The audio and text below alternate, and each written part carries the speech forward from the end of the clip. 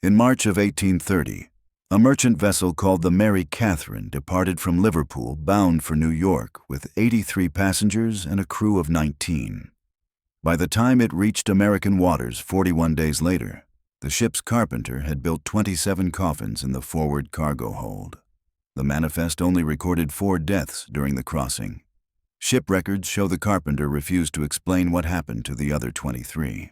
What they found in that cargo hold changed maritime burial practices for the next 70 years. The Mary Catherine wasn't a passenger ship by design.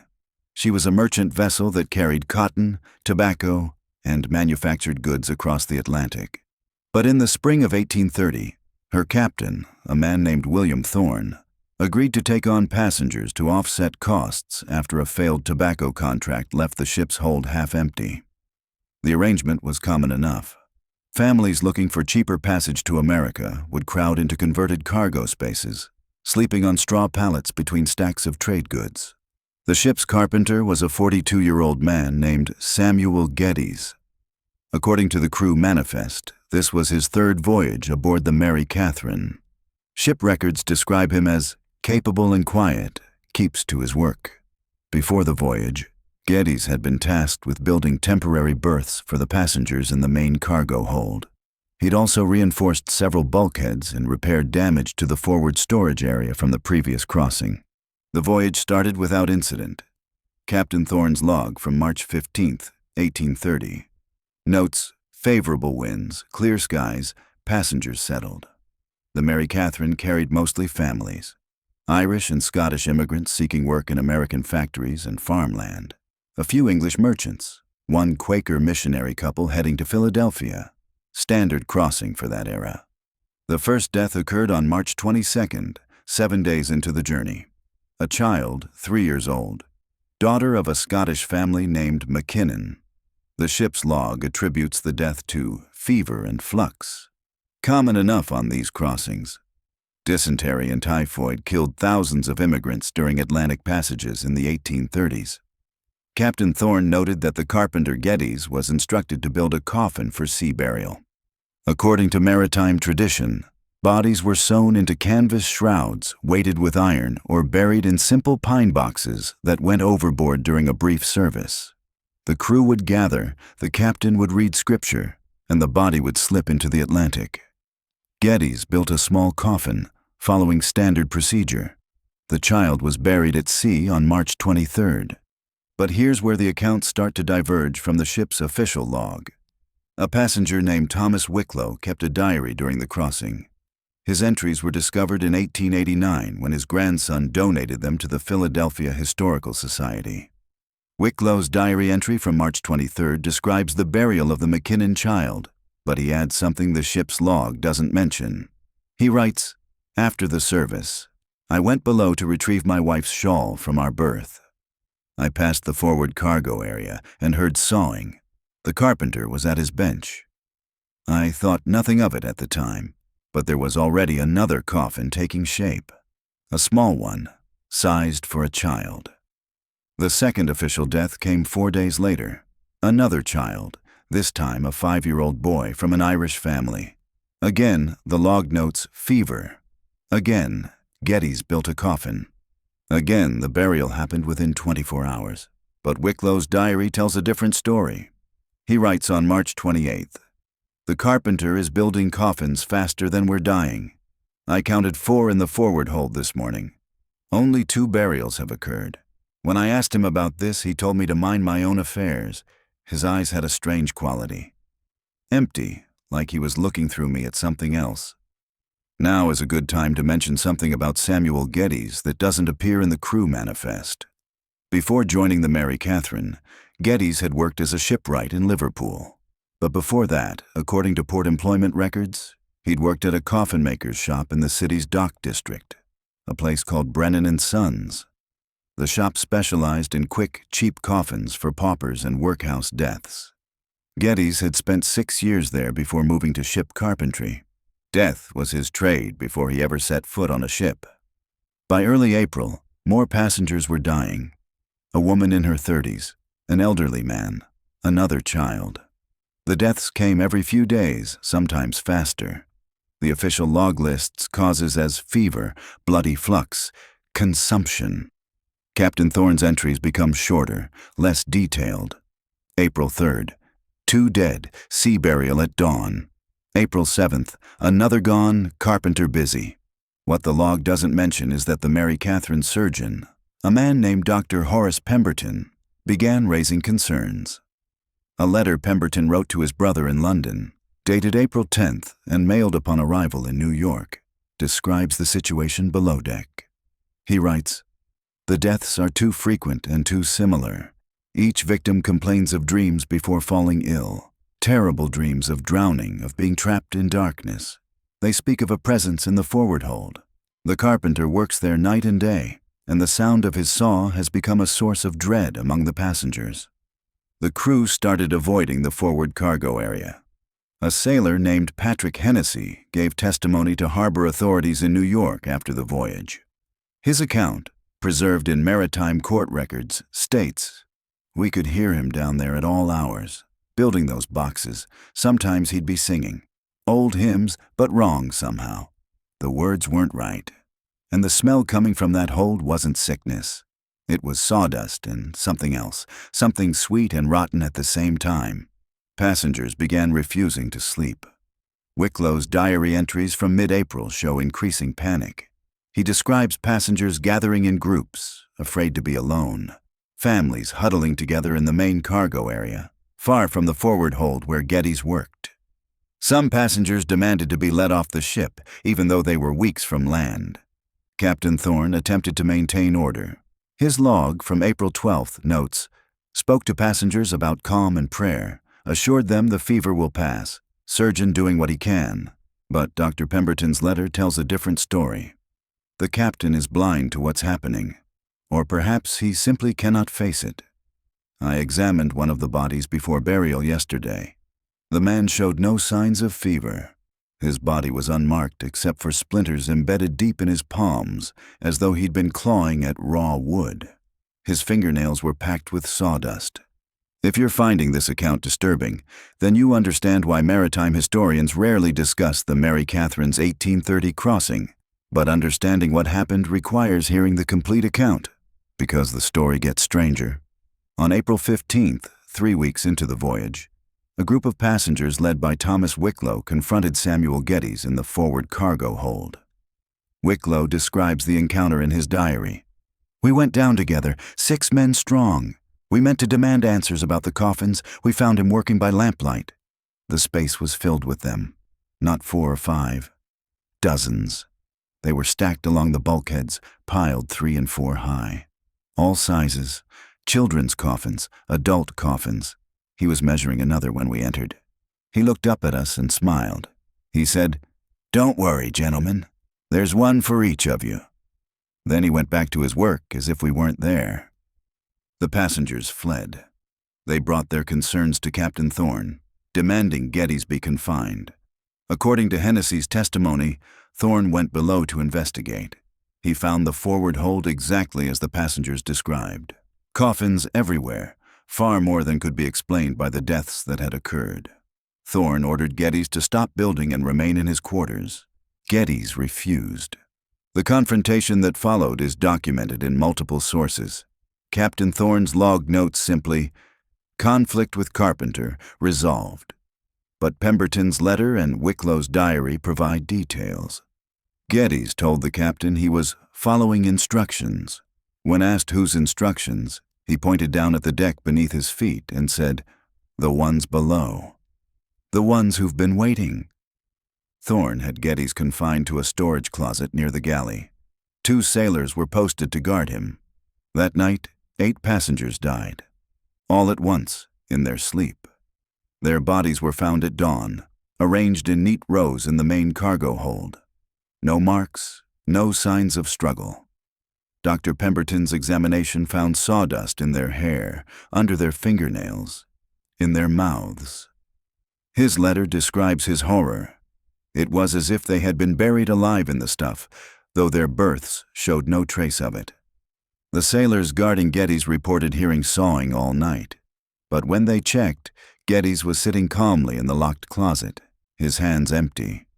The sound was coming from the forward hold, from all around them actually, as if the ship itself was being measured and cut and fitted.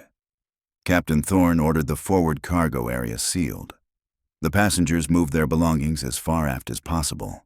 No one went near that section of the ship, but the sawing continued, day and night.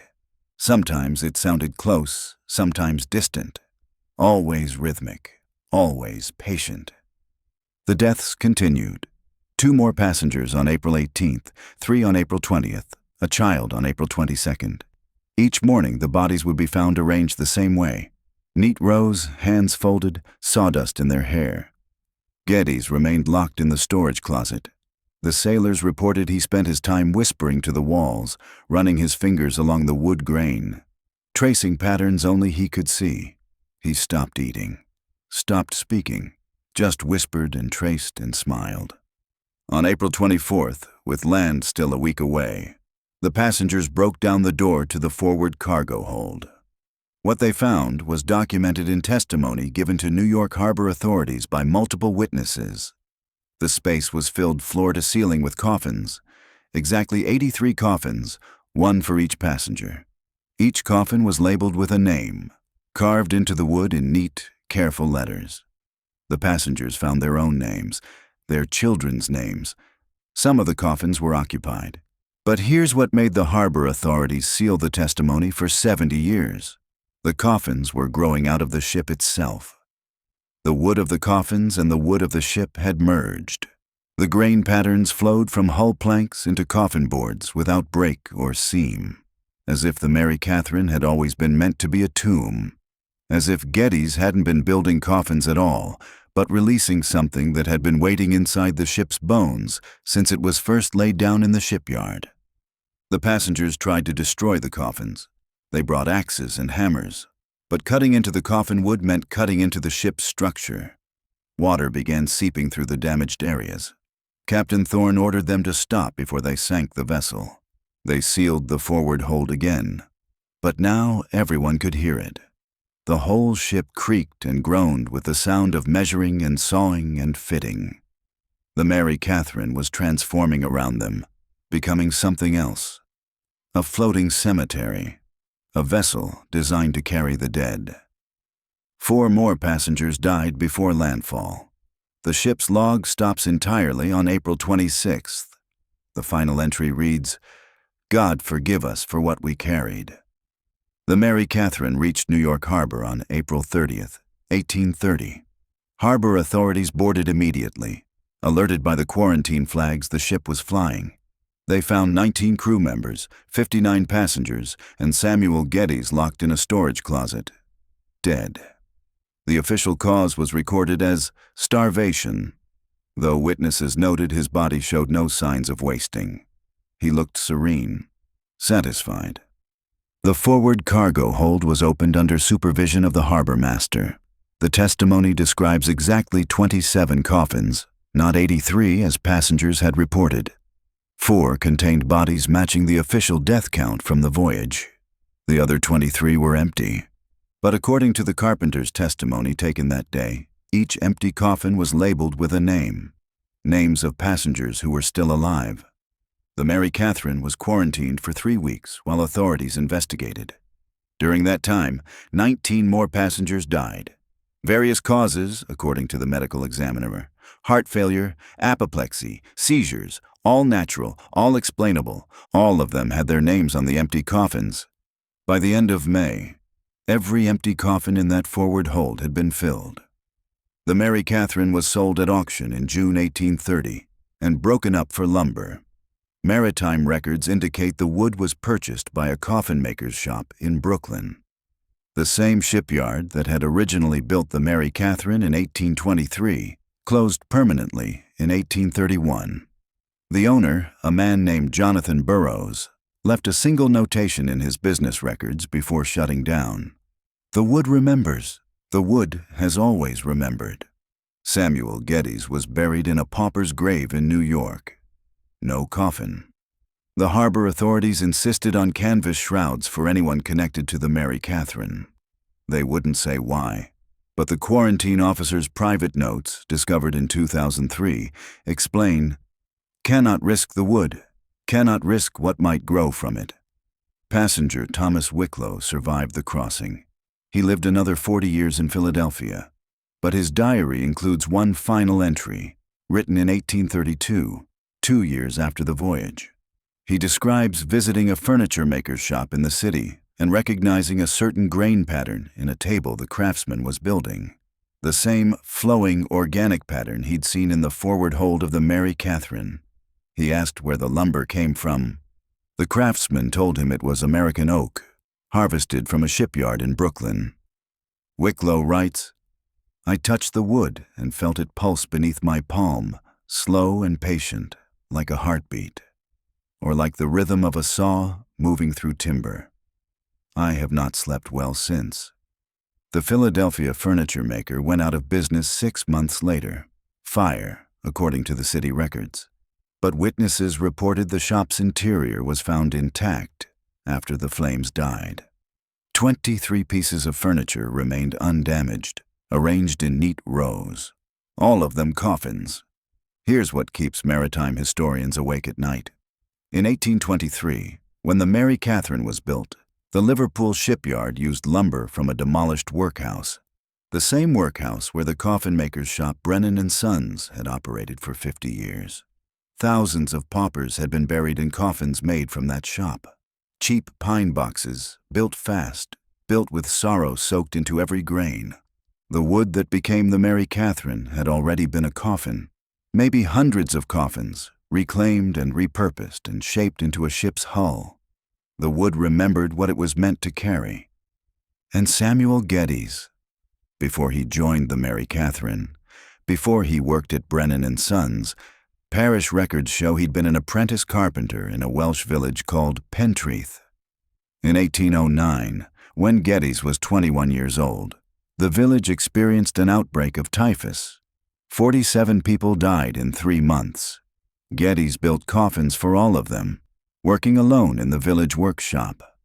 According to the parish priest's journal, the young carpenter claimed he could hear the dead whispering through the wood, telling him how they wanted to be carried, teaching him the old ways of building, the ways that honored death instead of fearing it.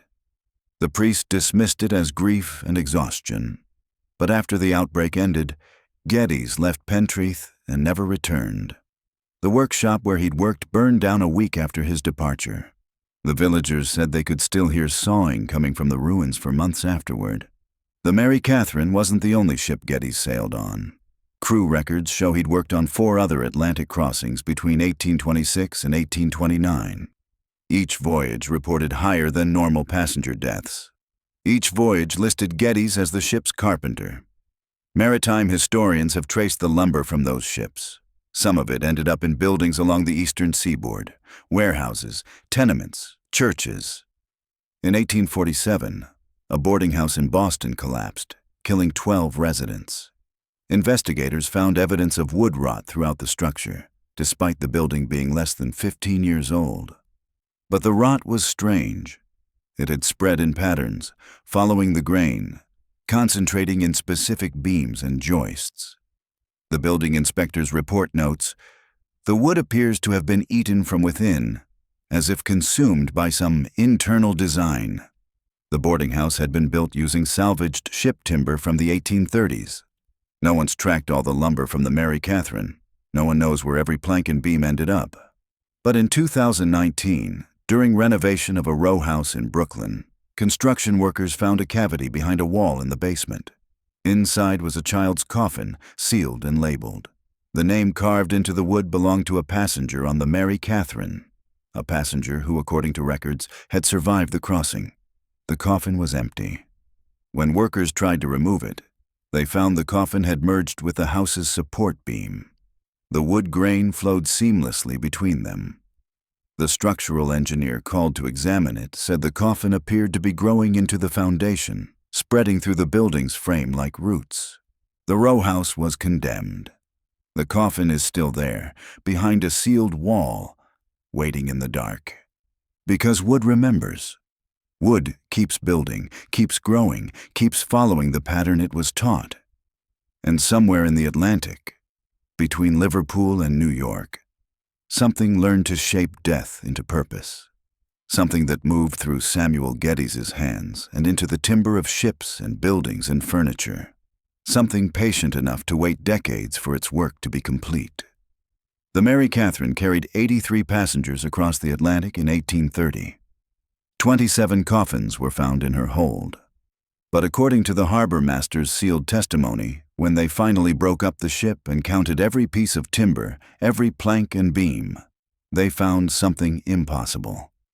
The wood that made up the Mary Catherine weighed exactly the same as 83 coffins. The ship had always been a cemetery. It was just waiting for Geddes to measure it correctly.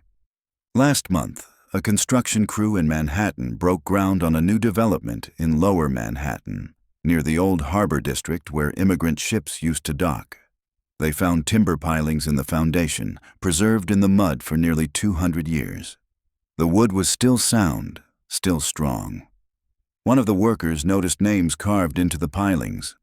Dozens of names, hundreds maybe, following the grain deep into the wood where no tool should have been able to reach. 3 of those names match passengers who sailed on the Mary Catherine. The construction was delayed pending historical review. But at night, security guards report hearing sawing coming from the exposed pilings, steady, patient, measuring.